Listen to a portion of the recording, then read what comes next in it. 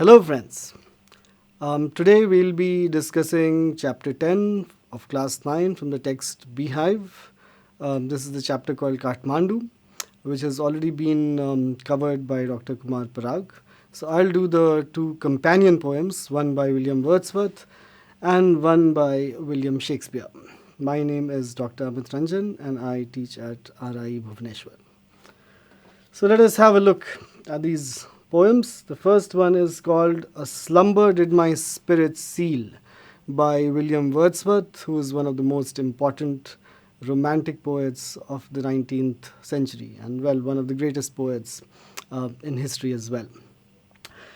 It is ironic as well as pertinent that we are doing two poems which deal with the matter of death when we are surrounded by a pandemic in the world and suddenly we are aware of the idea of death. Especially at your age, one does not think much about it, but suddenly you're hearing a lot of news and there is a lot of fear. And this is a subject that lots of writers and poets have mulled upon for centuries and written very interesting, very beautiful poems also on this subject. So let us have a look. A Slumber Did My Spirit Seal by William Wordsworth. William Wordsworth is one of the greatest romantic poets, born 1770, lived up till 1850. Long life. And here's the poem. A slumber did my spirit seal, I had no human fears.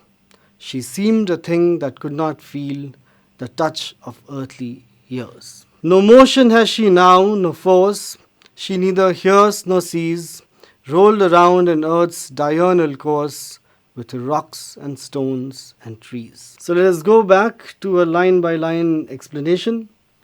As you can see, it's got a sweet, melancholic, somber tone. It's not staccato. It's not furious, it's quiet. And this kind of intonation is called euphony. So eu is for anything that's good, phony for phonetics, sound. So it's euphony in a way is good sound, sweet sound. So despite the fact that it deals with a very somber matter, it's couched as a sweet melancholy song. Let's look at it line by line. A slumber did my spirit seal. So the word slumber means sleep. So a sleep sealed my spirit and I had no human fears. So he's talking about a dreamlike state where his spirit is sealed by the sleep and therefore he does not have the fears of the outside world of the human life. It's like how you dream and you feel that it's real. It's got multiple meanings. We'll get back to it, but let's see the next two lines first. She seemed a thing that could not feel the touch of earthly years. So he's talking about somebody, a beloved, a lady, who could not feel the touch of earthly years, the ravages of life as we grow old, wrinkle, go through diseases, go through struggle. It seems that she could not feel the touch of earthly years, the touch of these ravages. So this is the literal meaning. Now let's dig a little deeper and see what the poet is trying to say here. So, a slumber did my spirit seal, I had no human fears, could either refer to the fact that we are so engrossed in our daily lives that we take disease and death for granted, that we do not really think about them till it strikes. And then there is the image juxtaposed. Juxtaposition is placing two images together. So there's the image of the poet who is taking life as it goes by, and there is the image of a girl who could not feel the touch of earthly years. So she is kind of transcendental, she is kind of above all these things. Now, either it's a contrast that in living life day to day, I was not thinking about human fears. And there is the image of this girl who cannot feel the touch of earthly years, which means she is so beautiful, or she is dead, and which is why she cannot feel. Other way round, if we look at the first two lines again, it could have a different meaning. That because this girl is dead, my spirit has been stolen by a slumber. I cannot deal with this reality. And because I have seen death firsthand of a beloved, I had no human fears. So it can be taken either way. A, that I was taking life for granted, and then suddenly I was jolted into this shock. B, that because somebody close died, I had overcome all human fears regarding this. So both explanations are valid as long as you logically argue for it. Also, falconry or hawking, like that is that people used to have pet hawks or falcons, and falconry was a favorite sport throughout Europe. So they would have pet hawks, they would train them, and the hawks would go and hunt little squirrels or rabbits, and so on and so forth. And so what they would do, because the hawk were wild and the falcons were wild, they would blindfold these eyes of these hawks to tame them gradually, and this was a part of the training. So probably there's a reference in sealing the spirit to falconry, like our wild being, our wilderness is tamed gradually as we get trained, as we get socialized into life, and so on and so forth. And so instead of I, the writer is using spirit. So that's a very creative use of language, to use spirit instead of I. And so a sleep, a kind of a otherworldliness, either it's daydreaming or it's real sleep, so it can be metaphorical sleep or real sleep, has stolen or sealed my spirit.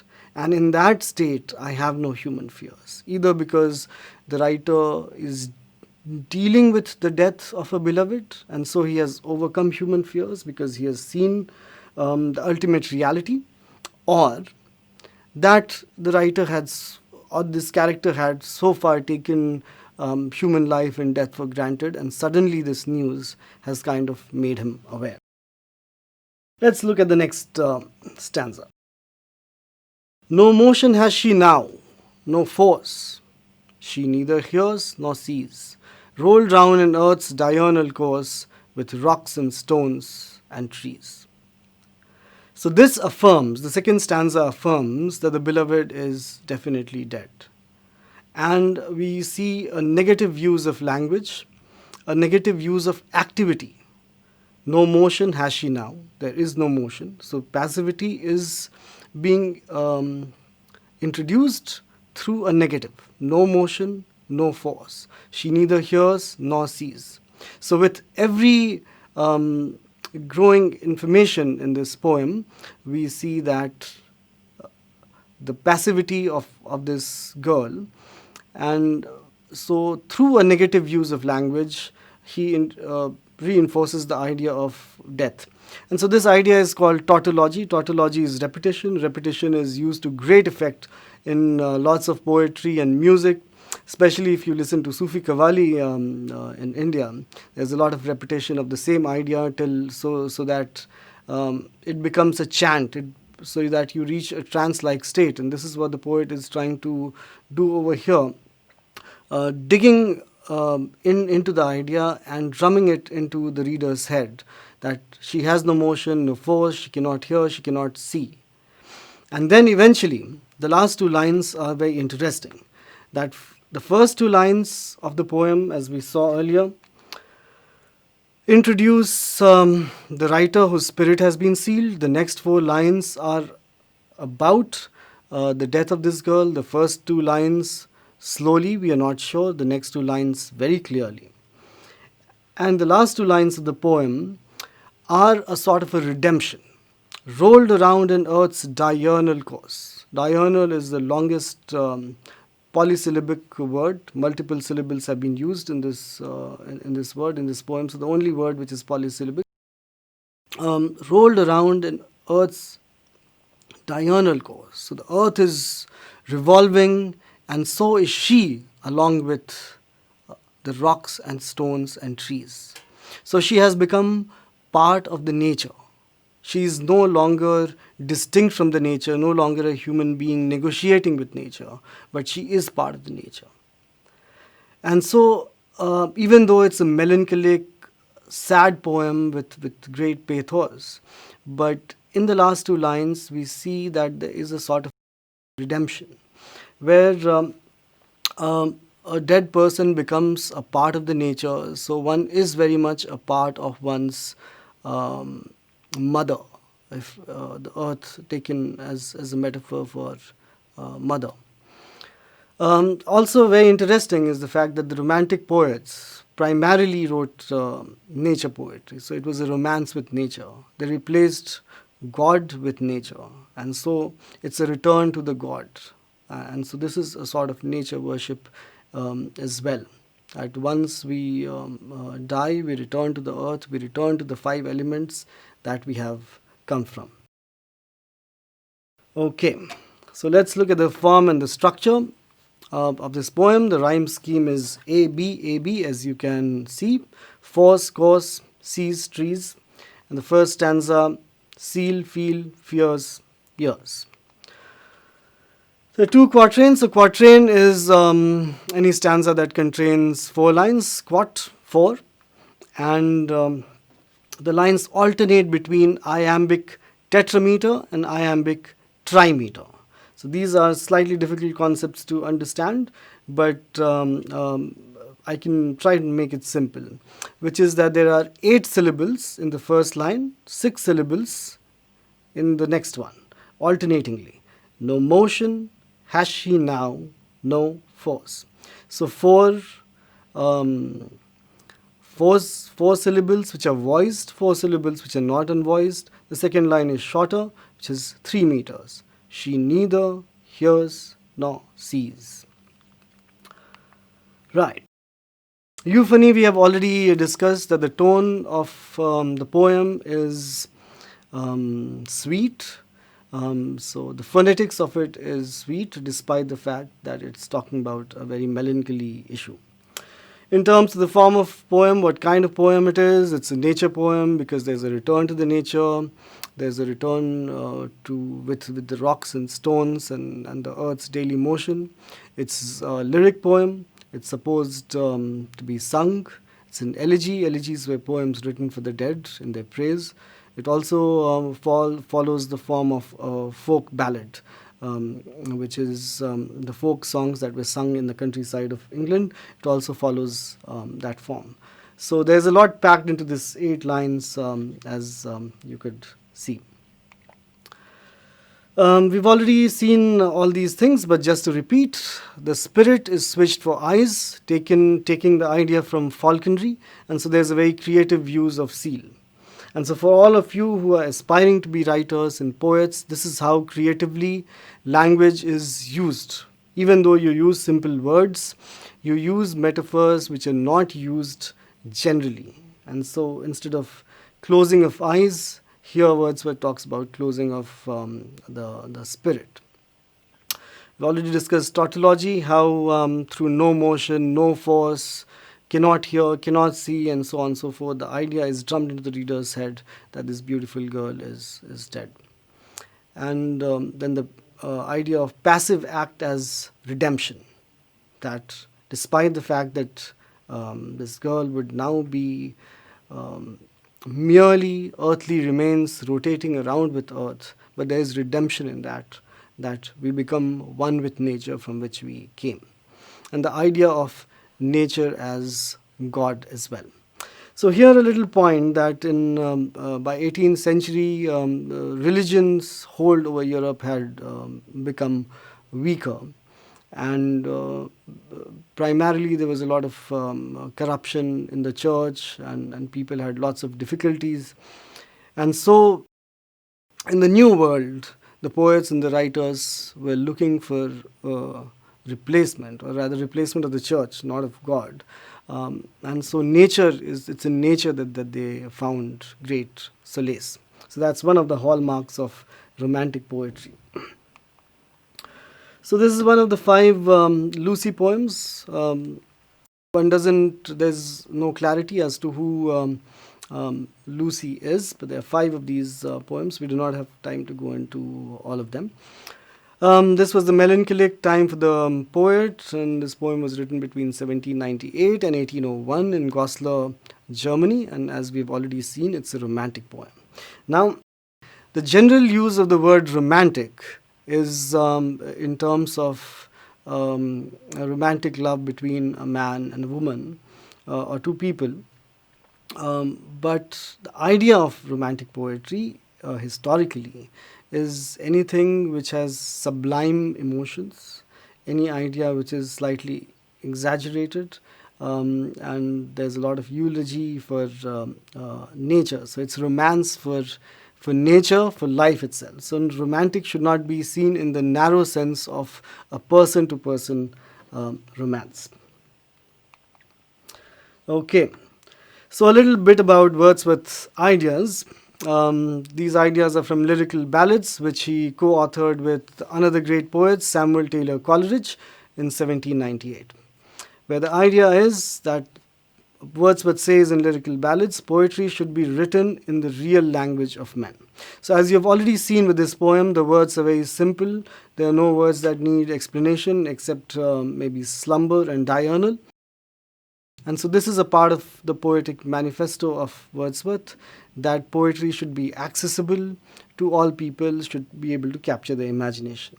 Another point that he makes is poetry is the spontaneous overflow of feelings. It takes its origin from emotion recollected in tranquility. So spontaneous is something that comes to you naturally. That you're sitting at a place and a sudden flash of thought comes to you. You're sitting by a waterfall, a sudden flash of thought comes to you, and so on and so forth. And it takes its origin from emotion recollected in tranquility. So you've been at the waterfall, and then you recollect your emotions from that tranquil time, from that quiet time, and sit down and write that poem.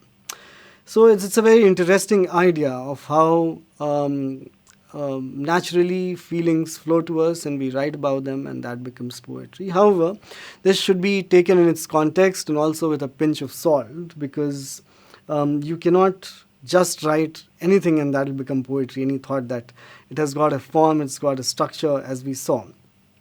And so first, like you'll be able to write something only if you know writing. Similarly, you have to know poetry to be able to write that way. So once you're trained, once you've read a lot of poetry, once you understand the poetic form, the poetic thought, and then you write with a spontaneous overflow, then probably it fits in. Otherwise, people really confuse it for writing anything that comes spontaneously. So the counterpoint, for example, has been offered by T.S. Eliot, another great poet and essayist, in Tradition and Individual Talent, which was published in 1919, where he says that one has to be impersonal and detached while writing poetry. One has to be objective, one cannot be subjective, so one cannot be mushy or overindulgent in writing poetry. So these are some ideas of Wordsworth and T.S. Eliot about poetry. So let us move to the next song that we have here, which is by Shakespeare, and it's called Fear No More. William Shakespeare, one of the greatest playwrights that the world has ever known, and the greatest playwright in English language, lived between 1564 and 1616, the Elizabethan age, when Queen Elizabeth was the ruler. Let us have a look at the poem. So in your book, only 3 stanzas of the 4 have been included, but we'll cover all 4 over here to get a holistic view. And of course, we'll go through all the stanzas. Fear no more the heat of the sun, nor the furious winter's rages. Thou thy worldly task had done, home art gone, and taken thy wages. Golden lads and girls all must, as chimney sweepers, come to dust. Fear no more the frown of the great, thou art past the tyrant's stroke. Care no more to clothe and eat, to thee the reed is as the oak. The sceptre, learning, psychic must all follow this and come to dust. Fear no more the lightning flash, nor the all-dreaded thunderstone. Fear not slander, censure rash. Thou hast finished joy and moan. All lovers young, all lovers must consign to thee and come to dust. No exorciser harm thee, nor no witchcraft charm thee. Ghost unlaid forbear thee, nothing ill come near thee. Quiet consummation have, and renowned be thy grave. Okay, so that is the poem, and now let us look at it line by line. It's fairly easy. Fear no more the heat of the sun, nor the furious winter's rages. So do not fear the harsh heat of the sun, and do not fear the furious winter's rages. So here winter is personified as a furious man raging and foaming. And so there's a harsh summer and a harsh winter. So winter is personified, as I said. So fear not the summer, fear not the winter, winter's harshness. Thou thy worldly task had done, home art gone and taken thy wages. So here death is referred to as daily labor and return home. So the metaphor is that we've been sent by the forces of nature, by God, to this world to do our work and then take our wages, reap the fruits of our labor, earn good karma, earn goodwill, and return back to where we came from the nature and from God. So do not fear the heat of the sun, do not fear the winter, do not fear the nature's ravages. You have done your worldly task, and now it's time to go home after taking your wages, after taking your good karma.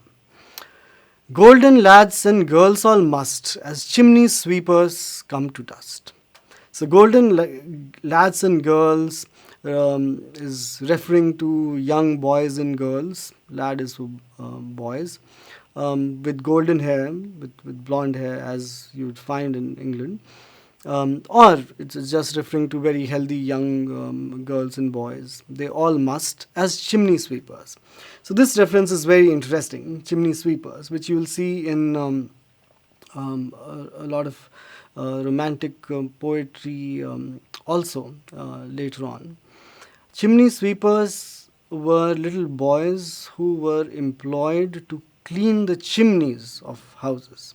So there'd be a house, and the system was to cook with fire, so there would be a chimney, and the chimney would get clogged with all the carbon. And so somebody had to go inside the chimney to clean it up.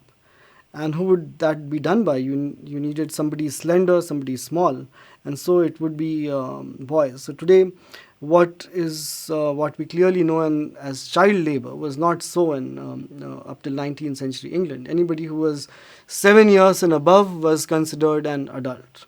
So it's been a lot of struggle in forming labor laws, in forming laws about who's a child, who's an adolescent, who's a juvenile, and who's an adult.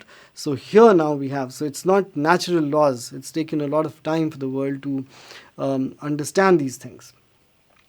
And so these boys who would clean up the chimneys, 7-8-year-old boys, of course would die because they're very young. They do not have the capacity to do this job, and they would fall sick because of inhalation in their lungs of all the dust, and they'd die in a few years. And so this is a strange contrast, that golden lads and girls, the rich boys and girls from well-to-do families, as well as these poor lads, chimney sweepers, both will eventually die. And so Shakespeare is saying that death is a leveler. So we see that clearly the stanza is divided into three parts, which we'll see in the remaining stanzas also, that there's a recurrence of this idea. The first two lines are about nature, that there's nature's harshness which we have to deal with. Secondly, there's worldly work that we do. which we have to deal with. And thirdly, the inevitability of death, that everybody has to die, whether they are golden or whether they are chimney sweepers. And the same pattern we'll see would be repeated in the next stanza. Fear no more the frown of the great, thou art past the tyrant's stroke. So frown of the great. So great leaders, kings who frown upon you. So if they're displeased with you, they can harm you. And this routinely happened. You would have read many kings and tyrants and dictators stories that if they are displeased with anyone, you'd be in for a tough time. You could get a death punishment. Thou art past the tyrant's stroke. So tyrant is somebody who rules with an iron hand and also does not really care for human values. And so the same idea is repeated, the frown of the great and the tyrant's stroke. The tyrant's stroke is probably the stroke of a sword. So when you're living under a ruler who's despotic, your life is really under trouble. You have to think what you say, and freedom of expression is curtailed, as was in all of medieval Europe and England. So you should not fear the despotic ruler's wrath, anger, stroke. Care no more to clothe and eat, to thee the reed is as the oak. So you should not be bothered about how you will clothe yourself, how you will eat. To you, the reed is a grass reed, a thin reed, and oak is an oak tree which is really thick with a lot of girth, a lot of weight. And so to a dead person, whether it's a grass or thick wood, it does not matter. It matters to the living people. The scepter, learning, physic must all follow this and come to dust. So here, this is called synecdoche, where one part of something represents the whole. So scepter is a wand that the kings used to carry as a symbol of authority. So scepter represents the king over here, learning represents teacher or a scholar, physic is a doctor.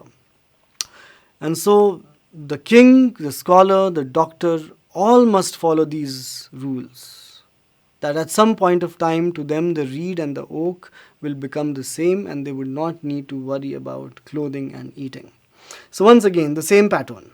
The first two lines deal with one subject, the tyrant stroke, and the second part deals with our negotiation, our struggles with nature, and the third part, the inevitability of death once again.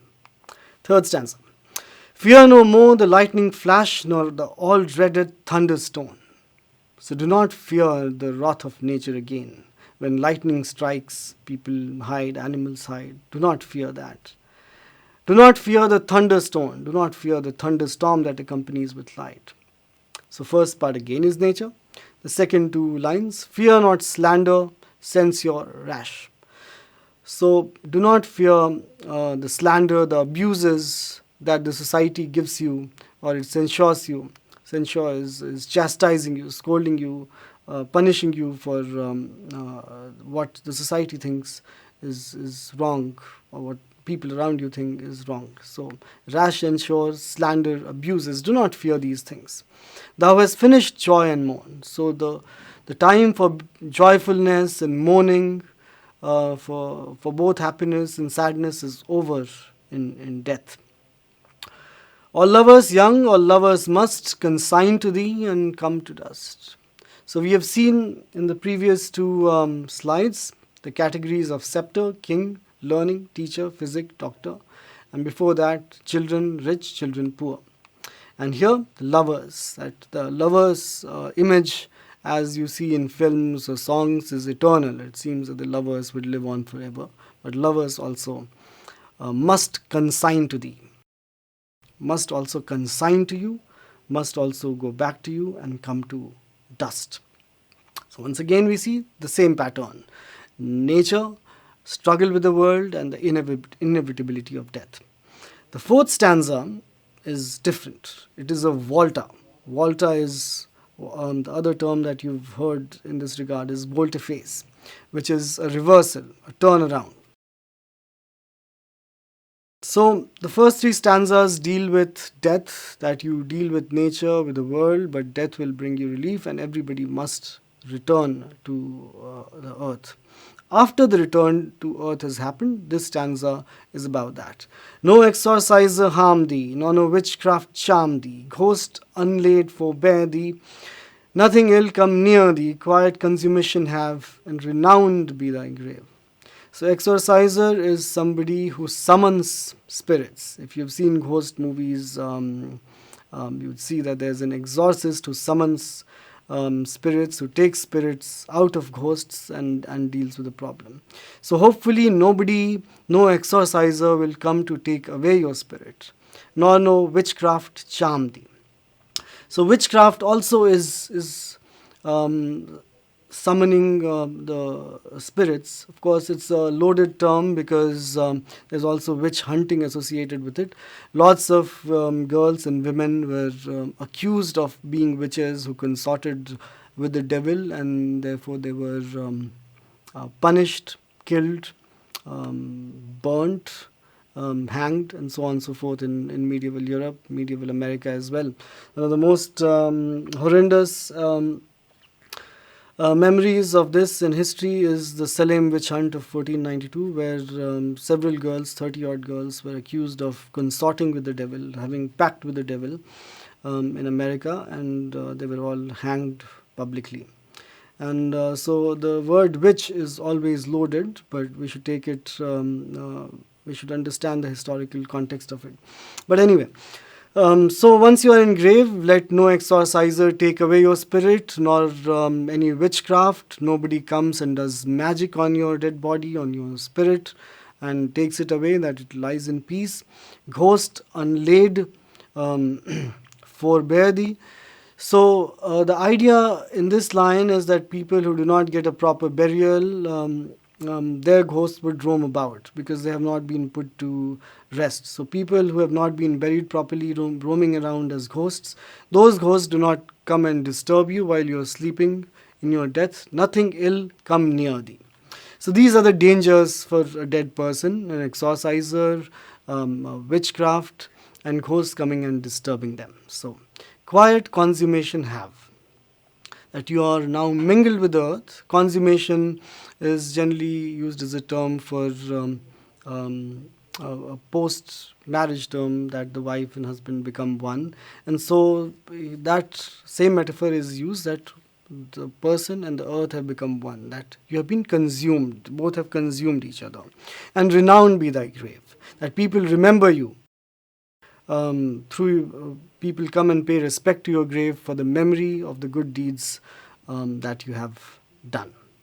So that is roughly what Shakespeare wants to say. So he's saying that despite nature's ravages, despite what the world has to give you, in death there will be some sort of redemption, and one should not fear it because it is, after all, inevitable. So we've seen this, but just to reiterate: nature's ravages and vicissitudes. Vicissitudes is change of circumstances, worldly cares of daily lives, and the inevitability of death. This is the scheme in which the poem is largely divided. So also juxtapositioning of the extremes. Juxtapositioning is placing two things side by side. So heat of the sun and winter's rage. Extreme summer, extreme winter. Golden lads versus chimney sweepers. Very rich, very poor. We also saw the idea of synecdoche, scepter, learning, physic, where a part represents the whole.